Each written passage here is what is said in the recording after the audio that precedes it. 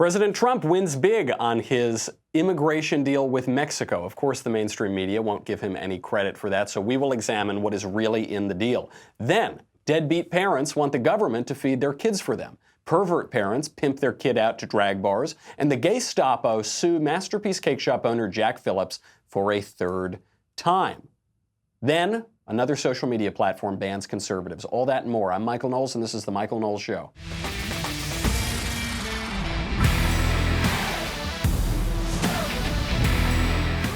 There is a lot to get to today, because I notice almost nobody is covering this Trump-Mexico deal fairly.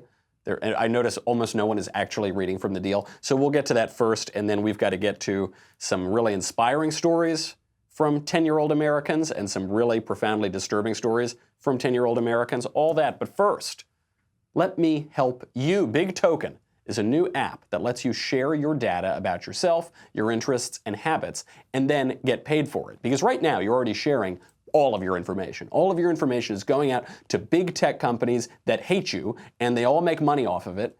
You should make some money too. That's where Big Token comes in. Here is how it works. First, you download the app, you sign up for a free Big Token account. I just did this. You complete the actions, you earn points. It's that simple. I thought this was going to be more complicated. It's not.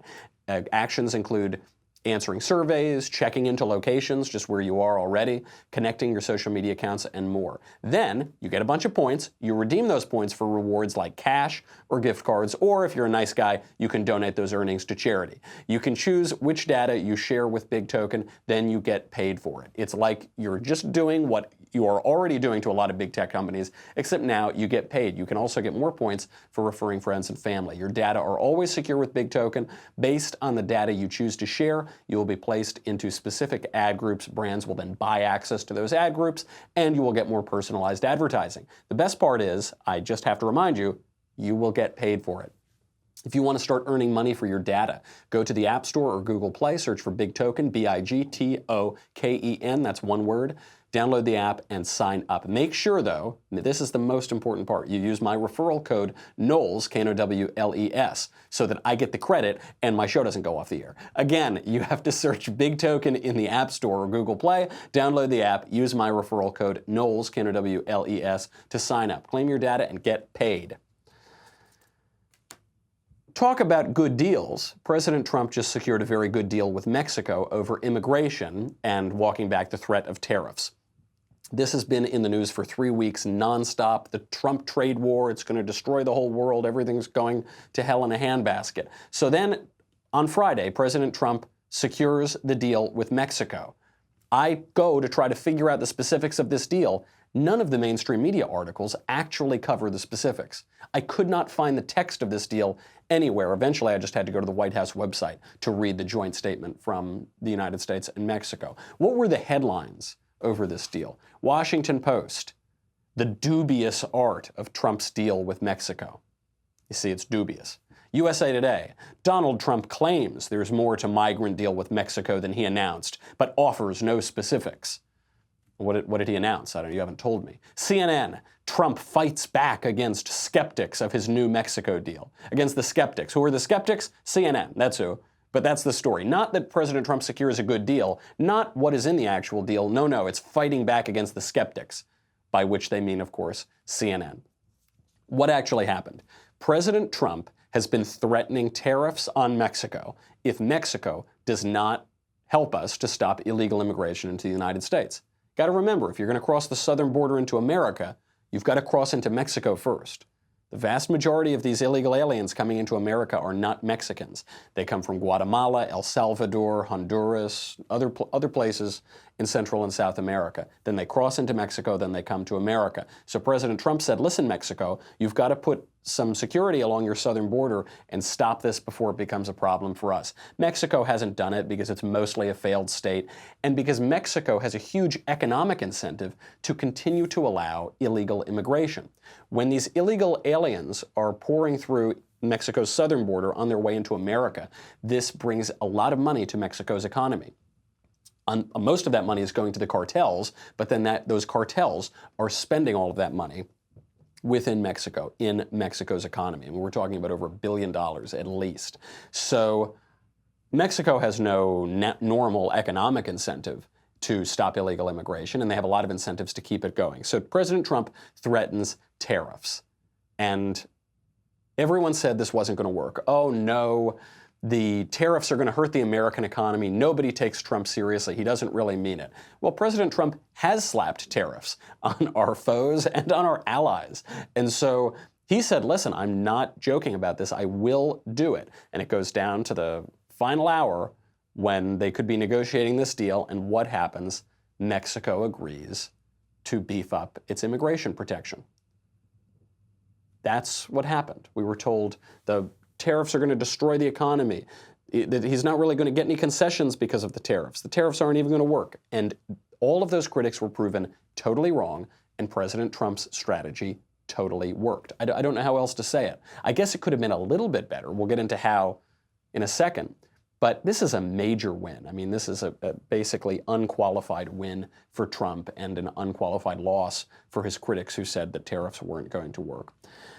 What is in the agreement? The joint statement from the U.S. and Mexico reads, Mexico will take unprecedented steps to increase enforcement to curb irregular migration, to include the deployment of its National Guard throughout Mexico, giving priority to its southern border.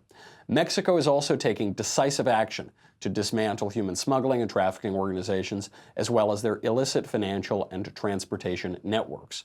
Additionally, the United States and Mexico commit to strengthen bilateral cooperation, including information sharing and coordinated actions to better protect and secure our common border. Now, this last part is subject to some scrutiny from the mainstream media, because President Trump said as part of this deal, Mexico is going to buy a whole lot of new American products, and so that's going to help with our trade deficit. Now, there's not a lot of evidence that they're going to buy more products. The Mexican ambassador is saying that nothing has been ironed out specifically. So what President Trump is referring to is this line here about greater cooperation, the implication being Mexico's going to buy some more U.S. goods. Who knows? That part I don't think really matters at all. I mean, I guess it would be nice if Mexico bought more goods, but that's not really what this deal's about. What this deal is about is dealing with illegal immigration. We have a lot of trading partners. They can buy more American goods. What we need Mexico for is to stop the flow of illegal aliens, which now are 3,000 per day in some cases. I mean, a lot of people coming in to the United States. What is Mexico going to do? They've already deployed 6,000 National Guard troops to the southern border. That is a very tangible step in the right direction. So what is the What else does the deal accomplish? They write, the United States will immediately expand the implementation of the existing migrant protection protocols across its entire southern border. This means that those crossing the U.S. southern border to seek asylum will be rapidly returned to Mexico, where they may await the adjudication of their asylum claims. Big win. What this means is that the people who do get into Mexico, and then they come into the United States and they ask for asylum, we will not have to keep those people in the United States. We will be able to send them back to Mexico, and Mexico will take them. Now, when this first began a few months ago, when these negotiations were taking place, Mexico limited the scope of holding the asylum seekers. So they said, okay, we'll keep some asylum seekers, but not all of them. We're going to limit how many can come here. Now they will accept an unlimited number of asylum seekers. And this is very important because in the United States, if you come, you seek asylum, what we generally do is we lose track of you. And then you just get into the United States and then you're just here. And you don't show up for your adjudication hearings, and you don't ever need to show up in court again because you've already gained entrance into the United States. Sometimes with more than one of you, sometimes with a whole family unit. Keeping them on that other side of the border is crucial to reducing the flow of illegal aliens, and this was a major win. This is also important because it limits family units. The people who are coming seeking asylum specifically, or who say they're seeking asylum, usually they're just economic migrants, but they say they're seeking asylum, come with a lot of people.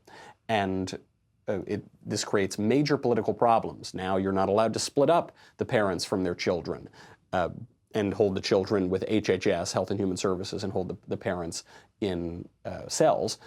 You're also not allowed to put the children in cells. I mean, this is the reason why In 1997, we decided that eventually you had to split up the parents and the children anyway. So you're in a situation where you're damned if you do and you're damned if you don't. If they get into the United States and get to stay there while they seek asylum. Now they get to go back to Mexico. The deal could be slightly better. So what we would really like to secure here is something called a safe third country agreement. A safe third country agreement. We have one of these deals with Canada, which is that when people are coming in from a third country, whichever country they arrive at first, if they come through Canada and they're going to Mexico, or if they come to the United States and they're going to Canada, the country they arrive at first is the country where they have to seek asylum.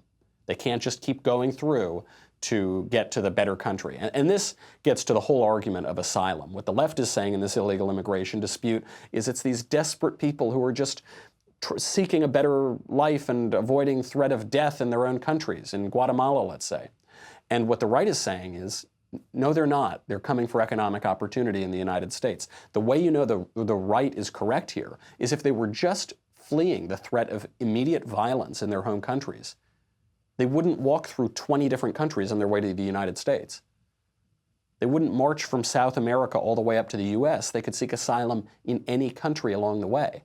But they're not seeking asylum. They're seeking economic opportunity, because the U.S. is a way better place to live in than Mexico.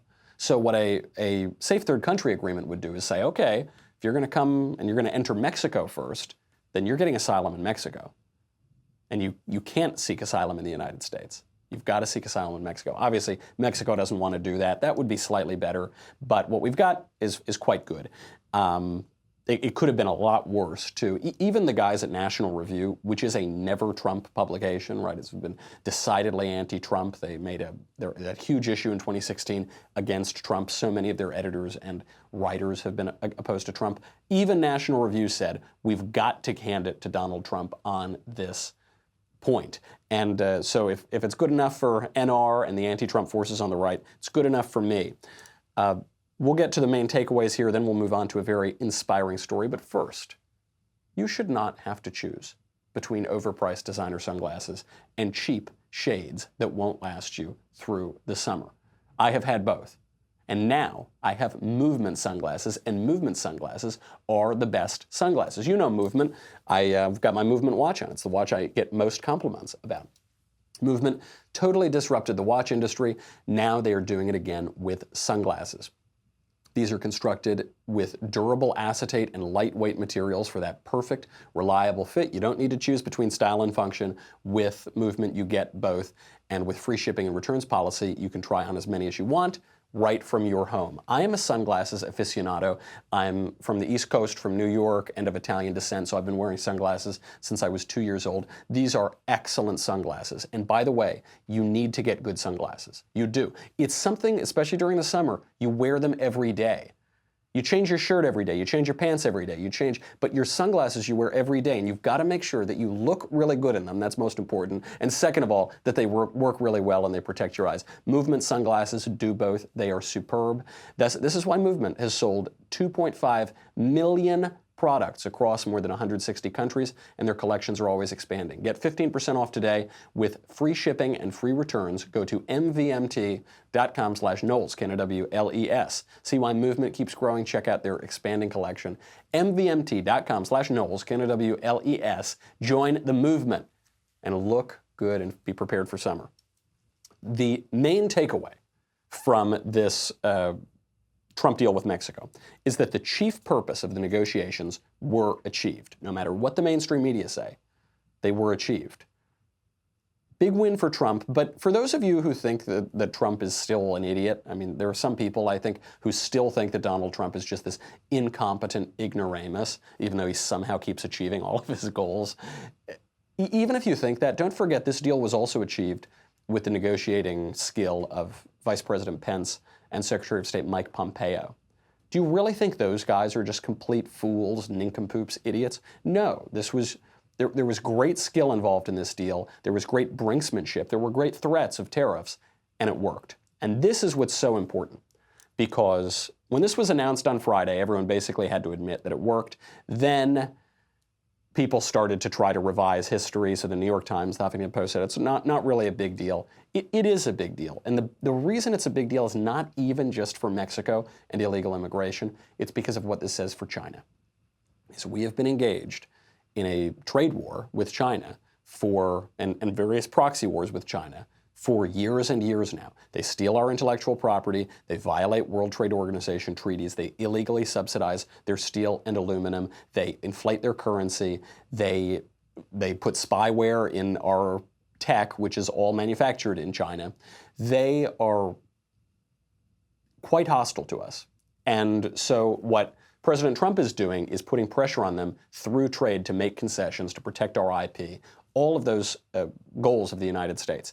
And one way he's doing it is threatening tariffs. What this is about, this is a referendum on the effectiveness of threatening tariffs as a negotiating tool.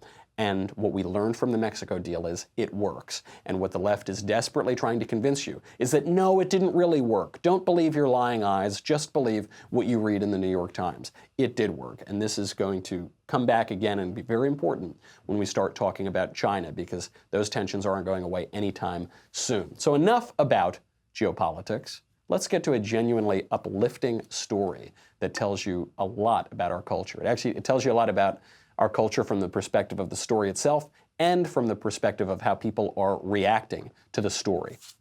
There's a 9-year-old kid in California. He attends West Park Elementary School. His name is Ryan Kirkpatrick. Ryan Kirkpatrick realized that his classmates had some school lunch debt. So they would show up to school and their parents didn't give them any money to buy lunch at school.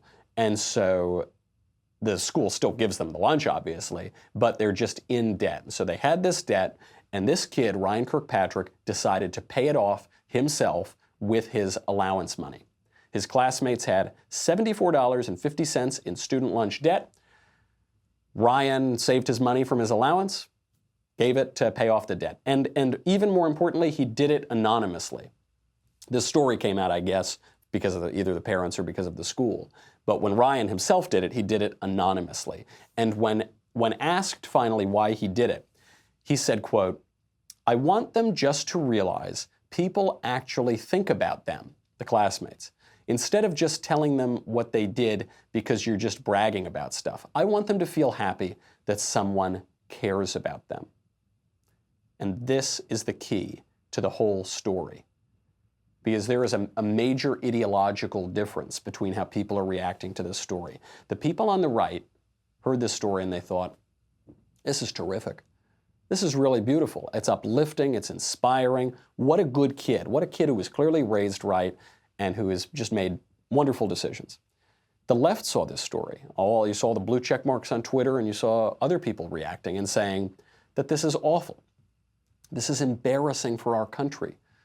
Depressing story, because in a country as rich as ours, students shouldn't have student lunch debt. The schools should provide all the meals for the kids for free. There should be no debt. This is so awful. How unjust it is. How awful. There were a lot of people suggesting that schools should just provide free lunches and breakfasts for all the kids. What our colleague Matt Walsh pointed out the other day is, if there are 50 million kids in public school in the United States, you give them 2 meals a day, that's 100 million free meals per day. There are 180 days in a school year, which means there are about 18 billion free meals per day that the left wants us to create a new government entitlement for. That's what they're calling for. So you could do that, or parents could stop being deadbeats and feed their children. New federal entitlement, 18 billion meals a day, or parents can be parents. This story overall is incredibly inspiring. And the reason it's inspiring is because a 9-year-old kid decided to give his allowance to charity anonymously. That's great. That is just a morally wonderful, unqualified good act. There is something wrong in the story. The thing that's wrong is that deadbeat parents are not feeding their children. The thing that's wrong in the story is not that the government isn't doing enough. The government actually is doing enough. The schools are already providing the hot lunches to the kids regardless of whether or not they can pay. So the government is already doing that. They're already giving out the free lunches. The problem with this story is that deadbeat parents aren't feeding their children. If you can't feed your children should be taken from you. It's that simple. If you cannot feed your children, either a family member of yours who is not a deadbeat should take your children and raise them and take care of them, or the state should come in and remove your children from you, you deadbeat, and give them to a family that will not starve them and will be able to give them basic food. Feeding your children is the most basic role of a parent. There are many things that parents do. All parents most basically have to feed their kids. Either you can do it, or a family member can do it, or the state can do it. Now you say, well, what if some parents don't make a lot of money? Then those parents should go hungry while they feed their kids. Well, what if some parents, I don't know, they don't have a good job, they're living in poverty? First of all, in America, that doesn't need to happen because we have a robust social safety net. So if you aren't making a lot of money, I have friends and family who have been in poverty, and you can go on food stamps or other welfare programs, and then you can use that to buy food and feed your children. What if that's not enough, or what if you're spending it improperly, or what if you don't qualify or something? There's a lot of private charity also that will allow you to feed your children.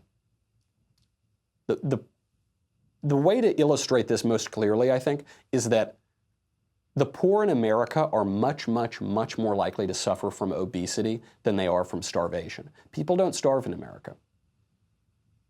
They don't starve by necessity. There are a lot of options in this country.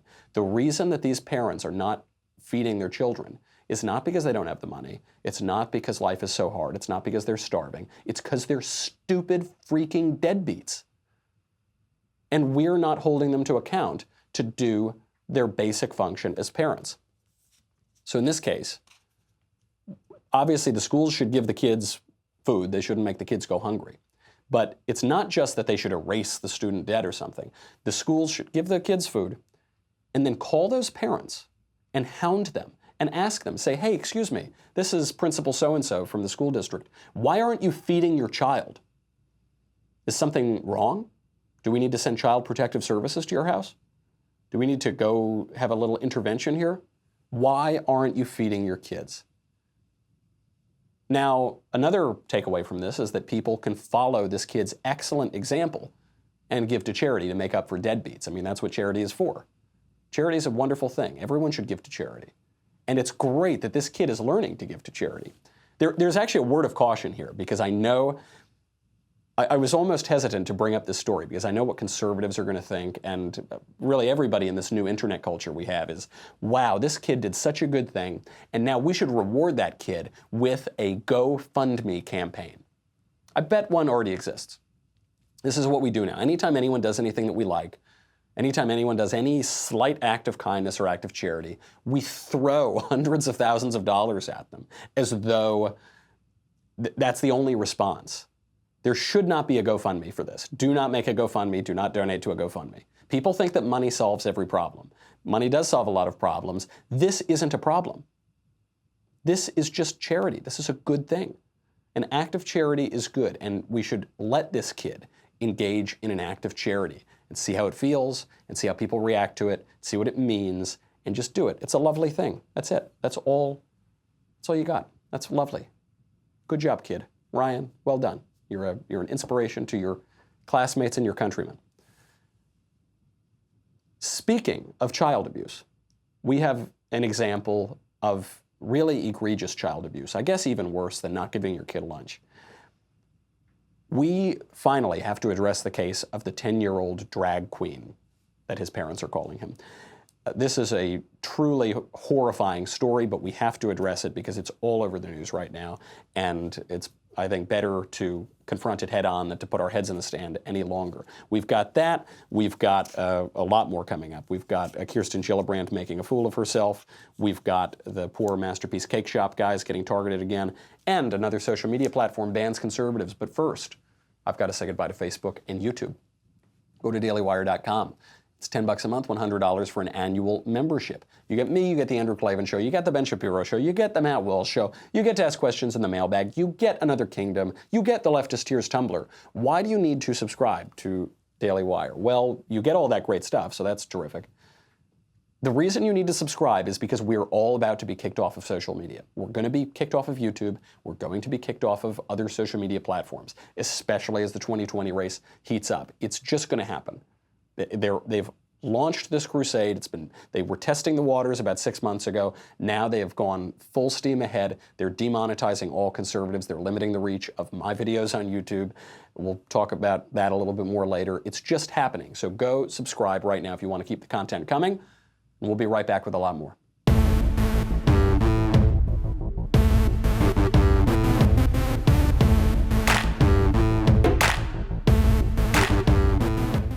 This story is horrifying, but we just have to talk about it.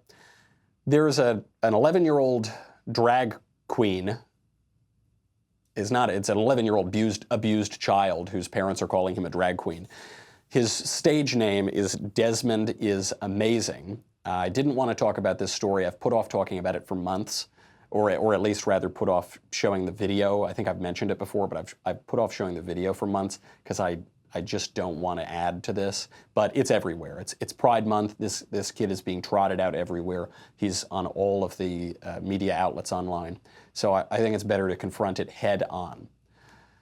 11-year-old kid, his name is Desmond. His parents are pimping him out as a sexualized transvestite model, and the mainstream media are totally buying it. This from the Huffington Post.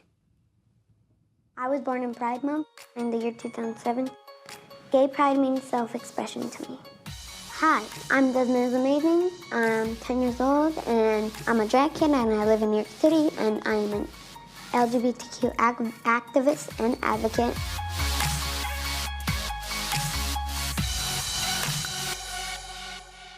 I discovered that I wanted to drag when I watched the first episode of RuPaul's Drag Race when I was 2. Then I moved on to little dresses. Then I moved on to making outfits. I got my inspirations from designers like Alexander McQueen, Betsy Johnson, Comme des Garçons, Jean-Paul Gaultier, the Club Kids, their fashion and the makeup, not the bad things, the Blitz Kids of London. And if you wanted to drag, just start off with a little wig and some lip gloss and a little t-shirt and a little skirt and some heels or sneakers, whatever. You can be a drag queen no matter what. I've always been able to be myself because of my supporting mom and dad. Say hi, Mom. Hi. That's my mom, and I love her to death. Drag is a form of expression and being yourself and dressing however you want and looking fierce. So that is horrific. I don't know where to begin. He says that he got into drag. He knew he wanted to be a drag queen when he was 2 years old. And he's able to do it because his parents are so supportive. Say hi, Mom. Love her to death. Yeah, that's all true, I guess. It's the parents. Parents who should be in prison or deported. They should not be permitted anywhere near children or anywhere near polite society. What they have done should be a crime, and they should go to jail for that, and they should be arrested and not permitted in free, civilized society. The parents are trying to justify their abuse. There is a profile on them, ironically, in a website called Fatherly. This is the headline. Desmond is amazing, and the art of raising a child drag queen. Andrew Naples, that's the father, jokes that his son was never in the closet because there wasn't enough room for his fabulousness. Ha ha ha ha, ha ha ha. What a sick pervert that father is. What a sick, twisted pervert that guy is. But you see what he's trying to do. Even if he's looking at this now and saying, gosh, this is really messed up, I've really made a mistake. even if he's looking at that, what he's trying to do is take his own agency out of it. He's saying, we knew he was born this way. We knew he was born a drag queen.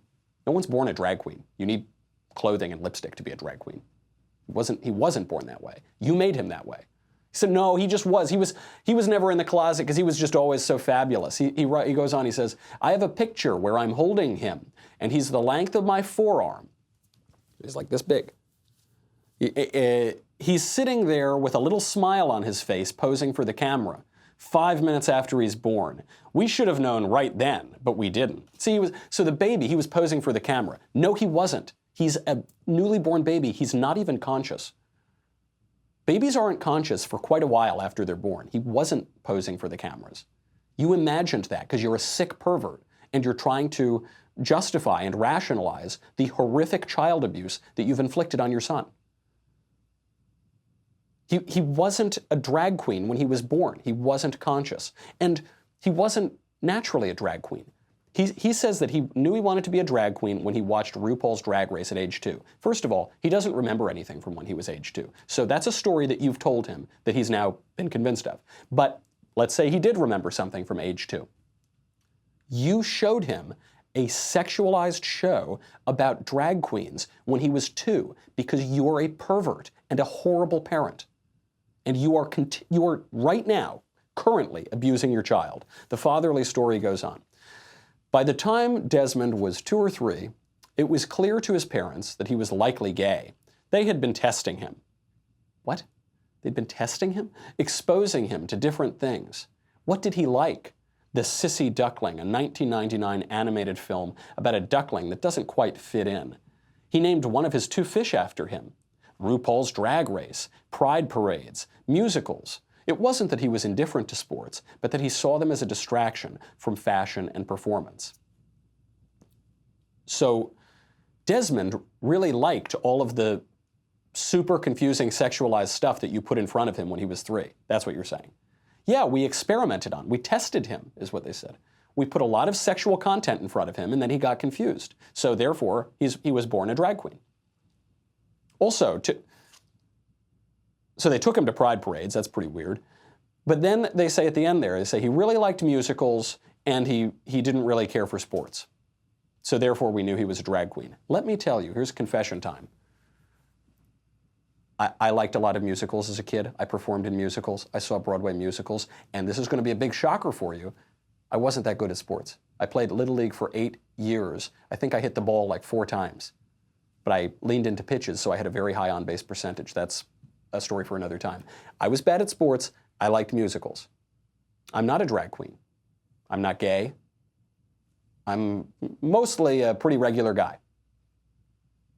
I wasn't posing for the cameras at 5 minutes after I was born, because nobody does, because that's in your pervert imagination, because babies aren't conscious when they're born. All of this evidence is just a way for these parents to justify their abuse. And then you know what they did. These parents brought this kid to a gay bar, and they had him dance on the bar while a bunch of men threw dollar bills at him, like he's a stripper. This is all cheered on in our culture in the name of pride, or gay rights, or LGBTQ. Am I allowed to say Q anymore? Q, I think, is now a bad word, but it's still in the acronym, so I guess I have to say it. This is being cheered on. Child abuse, bringing a little 10-year-old kid to a drag bar and throwing dollar bills at him while you talk about how sexy his dance moves are.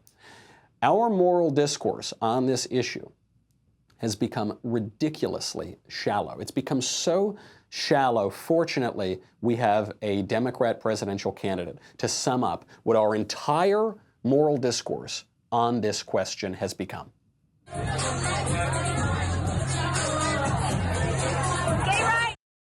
That's it. It's just us wearing a shirt. Kirsten Gillibrand is wearing a rainbow shirt at a gay bar on Pride Parade, and the shirt says, "Love is brave," which it's not, by the way. Love is wonderful. Love is patient. Love is kind. Love is wonderful. We could talk for many years about what love is. It's not brave. And she's there, and she's kind of dancing, moving along, and then she just puts her hand up, and she yells at, she goes, "Gay rights!" Gay rights, that's it. That's the whole thing. Hey, don't you think it's maybe a bad idea to bring a 10-year-old boy to a gay bar and have him dance on the bar while lecherous men throw dollar bills at him? boom, ta, boom, ta, boom, ta. Gay rights. Oh, okay. I hadn't considered that before. What a sophisticated response that makes me think about this issue and in a new and interesting way. Of course not. Let me ask you this, though. Let's say you're the most extreme leftist sexual revolutionary. You say, yeah, absolutely, we should dress up our little children. And we should, first of all, when they're 2, show them sexualized television shows about drag queens. Then we should dress them up in sexualized ways. Then we should take them to gay bars and have lecherous men throw dollar bills at them. Let's say that you're all behind this. What if it were a little girl? What if there were a little girl who said, I want to be a pole dancer? And oh yeah, little Susie, she knew she wanted to be a pole dancer from age 2. We actually knew the minute she was born. She was born, we were swaddling her, and then she just jumped up and did a bunch of spins on a pole, and we knew she was a pole dancer from the minute she was born. And we showed her a bunch of videos of strippers when she was 2 years old, and she really liked them. So we knew she was a stripper from age 2. And so we brought a little girl to a bar, and she got up in sexualized clothing and danced on a bar while men threw dollar bills at her. What would we say about that? Would we say that's gay rights, pride? Great, woohoo, yeah, that's awesome. What are we willing to tolerate? Obviously, the sexualization of children is horrific and indefensible. The left tolerates it, though, in the name of sexual liberation. That's what this is all about. Sexual liberation. You do you. Love is love. Be proud. Be weird. Be proud. How far are we willing to go for sexual liberation? Are we willing to abuse children?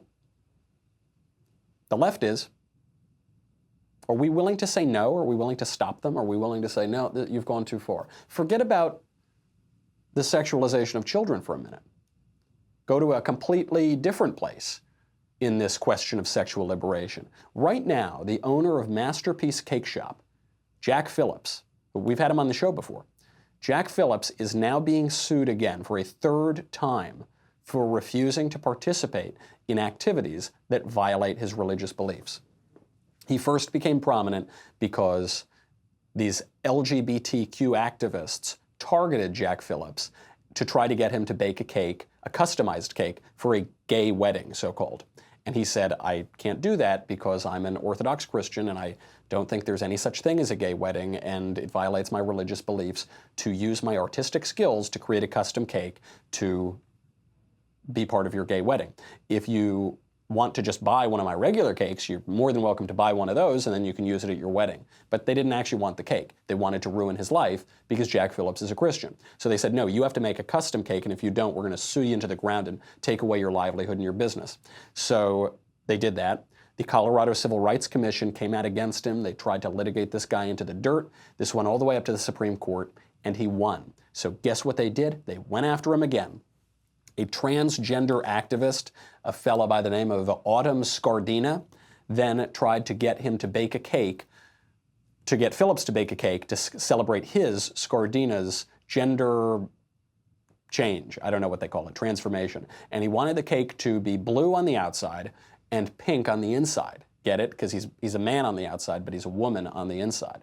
Frankly, I'm very offended that this guy, Autumn Scardina, would associate blue with masculinity and pink with femininity. How bigoted, how judgmental, how patriarchal. Boys don't get blue, girls don't get pink. How dare you, sir? That's, again, a side note. Jack Phillips refused to bake the cake, so they follow this case all the way down. Phillips does okay. Now there's a 3rd lawsuit, again by this trans activist, Autumn Scardina. And it's not for refusing to bake a gay wedding cake. It's not for refusing to bake a trans celebration cake. It's for refusing to bake a birthday cake. So this transgender activist, now he's got Phillips. The trick here, you might wonder, why didn't Phillips just bake the birthday cake? It's because it's a birthday cake for Satan. This guy, Autumn Scardina, wants Phillips to bake a cake that would feature an upside-down cross in black and red frosting and a head of Lucifer. So, as you might imagine, Jack Phillips declined this. This began, by the way, the day that the Supreme Court ruled in favor of Jack Phillips. This activist called him and asked for another cake, a 3-tiered white cake, cheesecake frosting. The topper would be a large figure of Satan licking a 9-inch black sex toy. Use your imagination. And the sex toy had to be a working model, according to the request. So this obviously has nothing to do with the cake. There are a lot of bakeries around here, by the way. You'd think Jack Phillips is the only baker in America. There are actually explicitly LGBTQ bakeries, LGBTQ-centered bakeries, closer to the people asking for these cakes than Phillips, but they target Phillips because they want to ruin his life, because he's a Christian. I've met this guy. You might think, because he's been in the news so much, this guy Jack Phillips, he's probably not a regular baker. He's probably some kind of activist. He's just, look, they're trying to get famous on it, he's trying to get famous on it, it's just a political battle. Not so. He's actually just a nice baker. He's just a nice guy. I've met him. I was actually shocked. I thought, oh, you actually are a baker who is just completely being unfairly targeted for being a Christian. This shows you that the calls for live and let live, tolerance, you do you, all of that is nonsense. This shows you that the left, they're not happy with tolerance. They're not happy with acceptance. They're not happy with toleration. They want to break down your beliefs. You now no longer are permitted to hold Orthodox Christian, Jewish, or Islamic views on sexuality on YouTube. That's not allowed anymore. That's hate speech. That's gone. You're now not allowed to refuse to bake a cake for Satan's birthday. That's gone. They want to destroy your religious beliefs. You know, we've been talking about this debate that's been going on the right. Do we want a conservatism that begins with certain religious premises, certain cultural premises, like Sohrab Ahmari, the writer, was advocating, a traditional conservatism? Or do we want this kind of classical liberalism that says there's no foundation to anything, it's just all a neutral space? There's no neutral space. There's not. This is what neutral space gets you. It gets your life ruined and your business destroyed because you refuse to bake a sex birthday cake for Satan. That's what it comes down to. A little news we have to get to before we get out of here. Pinterest is a new social media platform banning conservatives. It's not a new social media platform. It's been around for a while. We have now uncovered, we now know they are banning conservatives, and that's thanks to James O'Keefe at Project Veritas. Pinterest is now blocking, for sure, Ben Shapiro, our editor-in-chief, so I got to assume they're blocking all of the Daily Wire content. They're blocking PJ Media, a right-wing site. They're blocking Live Action. They're now saying Live Action is pornography. That's the pro-life site. And this is all thanks to James O'Keefe talking to a big tech whistleblower who showed him the Slack threads, the email threads, showed him behind the curtain that Live Action is going after conservatives. Here is just a little bit of that interview. What are we looking at here? It seems to be a bunch of XXX and porn websites, and then there appears to be the Live Action website. What are we looking at here?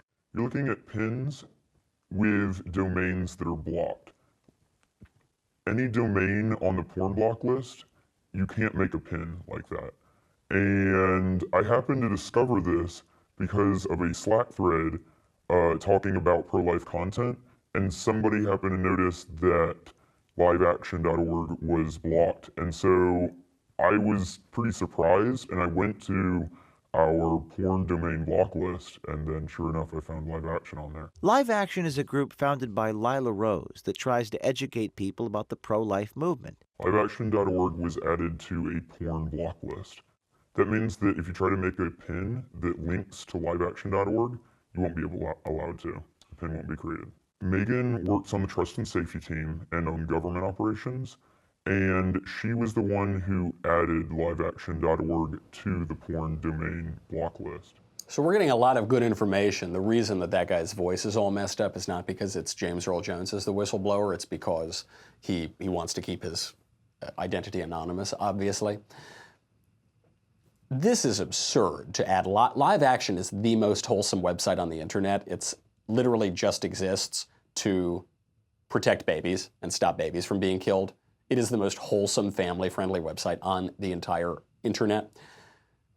You know, if they had added Daily Wire as a porn website, I mean, I've taken some strange photos here. I mean, I've taken photos without any pants on a couch. I've taken photos licking a cake without a shirt on. So I would understand that a little bit more. Live action, there's no explanation other than this was a vindictive play from a social media platform abusing its power, abusing the rights, the special protections that have been given to it by the government. And it is using that because it really supports abortion and it wants to shut up pro-life activists because they know they can't win the argument, so they have to censor them. Now, it's not just live action that's being targeted here. It's not just the narrow case of abortion. It's Christians generally. It's so much more of the people who reject leftist orthodoxy. Here he is. It contains offensive terms, porn terms, anything that we don't want to show up on search. There are a lot of terms about Christians, Bible verses. So we have Pinterest open right now. I'm going to type in the word Muslim, and what we see happen on the screen is it separates it into two words: Muslim fashion, Muslim quotes. And this is called autocomplete. I'll do it again for the word Jewish. I'll type in the search Jewish art, Jewish wedding, Jewish recipe. But then I type in the word Christian, and something interesting happens. Christians being blocked from autocomplete. Some of the other words that are on this severity level is sandwich, cocaine, one night stand, Paris attack, and quote, wetback, unquote. And those are now being compared to Christian quotes. So in autocomplete now, you can search Jewish, Muslim, but when you search Christian, this is being blocked, and it's being put on the level of cocaine and racial slurs and pornography, sex searches, Christianity specifically singled out. Not religion generally, not religious freedom, Christianity, anti-Christian, anti-baby, anti-pro-life, anti-conservative. That's what we're getting. According to the documents James O'Keefe found, Ben was censored in a, quote, zero tolerance movement. Christianity blocked from autocomplete. Video series exposing Planned Parenthood was in a censor list as a harmful conspiracy that we can watch on video. Don't believe your lying eyes, just believe Pinterest. Live action on a list of porn sites. Content couldn't be clicked through by users. The Slack channels, this is my favorite part. The Slack channels on the public policy and social impact managers instructed employees to, quote, monitor the platform for white supremacist content from individuals like conservative commentators Ben Shapiro and Candace Owens. White supremacist content by a Jew and a black girl. The sneakiest white supremacists. Those are the ones you forget the regular white supremacists. The ones you got to look out for are the Jewish and black ones. This is just another platform. How many other social media platforms are doing this? How much more intense is this social media censorship going to get before 2020? And what needs to happen before conservatives come to their senses and start insisting that the law be enforced on these companies to break up their outrageous abuses of power? All good questions. We'll get to them some other time. I'm Michael Knowles. This is The Michael Knowles Show. See you tomorrow.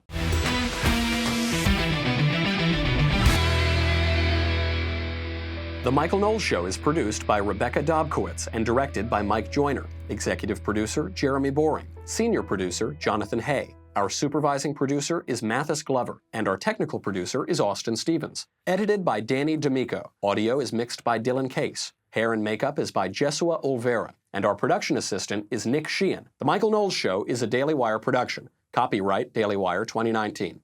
Hey everyone, it's Andrew Klavan, host of The Andrew Klavan Show. Fake hearings in Washington amplified by fake news on the networks, immortalized in fake movies in the theaters and on TV. The left has created an empire of lies in which America is living under racist and sexist oppression led by that reincarnated Hitler, Donald Trump. I'll take you into the heart of the machine. Plus, I've got an interview with a true American hero on The Andrew Klavan Show. I'm Andrew Klavan.